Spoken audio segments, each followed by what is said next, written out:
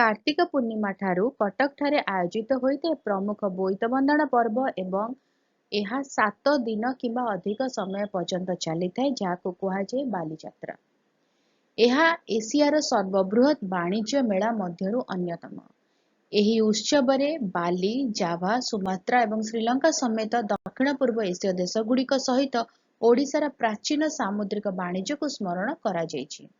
କାର୍ତ୍ତିକ ମାସର ପୂର୍ଣ୍ଣିମା ଦିନ ସମୟରେ ପ୍ରତିବର୍ଷ ଆୟୋଜିତ ହେଉଥିବା ବାଲିଯାତ୍ରା ହଜାର ହଜାର ଲୋକଙ୍କୁ ଆକର୍ଷିତ କରିଥାଏ, ଯେଉଁମାନେ ଓଡ଼ିଶାର ସମୃଦ୍ଧ ସାଂସ୍କୃତିକ ଐତିହ୍ୟ ପାଳନ କରିବାକୁ ଆସନ୍ତି।